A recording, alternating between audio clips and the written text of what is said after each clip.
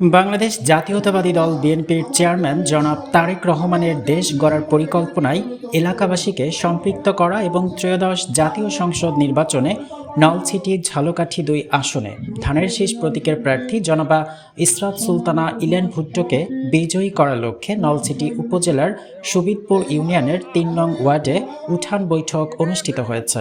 সোমবার বিকেল ৪টায় গোদণ্ডা সরকারি প্রাথমিক বিদ্যালয় মাঠ প্রাঙ্গণে এ উঠান বৈঠকের আয়োজন করা হয়। উঠান বৈঠকে প্রধান অতিথি হিসেবে উপস্থিত ছিলেন উপজেলা বিএনপির সভাপতি অ্যাডভোকেট আনিসুর রহমান খান হেলাল। বিশেষ অতিথি হিসেবে বক্তব্য রাখেন উপজেলা স্বেচ্ছাসেবক দলের আহ্বায়ক মোহাম্মদ তৌহিদ আলম মান্না। বক্তব্যে মোহাম্মদ তৌহিদ আলম মান্না বলেন, একটি দল ধর্মের দোহাই দিয়ে সাধারণ মানুষকে বিভ্রান্ত করার চেষ্টা করছে। জান্নাতের সঙ্গে ভোটের কোনো সম্পর্ক নেই উল্লেখ করে তিনি সবাইকে এসব অপপ্রচার থেকে সতর্ক থাকার আহ্বান জানান এবং আগামী ১২ ফেব্রুয়ারি ধানের শীষ প্রতীকে ভোট দিয়ে প্রার্থীকে বিজয়ী করার আহ্বান জানান। এছাড়াও বক্তব্য রাখেন উপজেলা বিএনপির মৎস্য বিষয়ক সম্পাদক আব্দুল কাদের খান, সুবিদপুর ইউনিয়ন বিএনপির সভাপতি মোহাম্মদ শহীদুল ইসলাম, সাধারণ সম্পাদক মোহাম্মদ সুলতান আহমেদ, বিএনপি নেতা মোহাম্মদ মাসুম বিল্লাহ খান স্বপন, সুবিদপুর ইউনিয়ন ছাত্রদলের সাবেক সভাপতি মোহাম্মদ মনিরুজ্জামান মোল্লা ও ইউনিয়ন মহিলা দলের সভাপতি শাবনুর আক্তার টুলু। অনুষ্ঠানে আরও উপস্থিত ছিলেন ইউনিয়ন বিএনপির প্রচার সম্পাদক মোহাম্মদ মকবুল হোসাইন, অর্থ বিষয়ক সম্পাদক মোহাম্মদ আবু হানিফ, ওয়ার্ড বিএনপির সভাপতি আব্দুল খালেক মোল্লা, ইউনিয়ন যুব দলের নেতা তরিকুল ইসলাম মিঠু, ইউনিয়ন স্বেচ্ছাসেবক দলের সিনিয়র যুগ্ম আহ্বায়ক মোজাম্মেল আরিন্দা, ইউনিয়ন ছাত্রদলের সাধারণ সম্পাদক তানভীর খান এবং সাংগঠনিক সম্পাদক মোহাম্মদ সাগর হোসাইন সহ দলীয় নেতাকর্মীরা।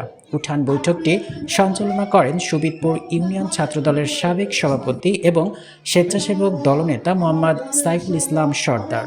অনুষ্ঠান শেষে সুবিদপুর ইউনিয়নের সাবেক জনপ্রিয় চেয়ারম্যান ও উপজেলা বিএনপির সাবেক সাধারণ সম্পাদক জননেতা মরহুম নজরুল ইসলাম শাহিন তালুকদারের ৩য় মৃত্যুবার্ষিকী উপলক্ষে দোয়া মোনাজাত অনুষ্ঠিত হয়। দোয়া মোনাজাত পরিচালনা করেন মাওলানা আব্দুল রাজ্জাক খান। আমি কথা বলবো বাংলার মুক্ত মাটিতে, এজন্য খালেদা জিয়া জেল খেটেছেন। আপনার আমার গণতান্ত্রিক অধিকার সমুন্নত হবে, এজন্য খালেদা জিয়া জেল খেটেছেন। তাকে অনেক অফার করা হয়েছিল, আপনার সন্তানদেরকে নিয়ে নাতিপুতিদেরকে নিয়ে বিদেশে থাকুন, ভালো থাকুন, রাজার হালে থাকুন, সব খরচ আমরা বহন করবো। বেগম খালেদা জিয়া বলেছেন, না, বিদেশে আমার স্বজন না, এই দেশের মানুষ আমার স্বজন। যতদিন পর্যন্ত এই জাতির অধিকার আদায় না হবে ততদিন পর্যন্ত আমি থামবো না। উপস্থিত আছেন তাদের কাছে বিনীত অনুরোধ, কারো কথায়, কারো প্রলোভনে, কারো লোভে না পড়ে আমরা ইনশাআল্লাহ 12 তারিখে কেন্দ্রে যাব, ধানের শীষে ভোট দেব।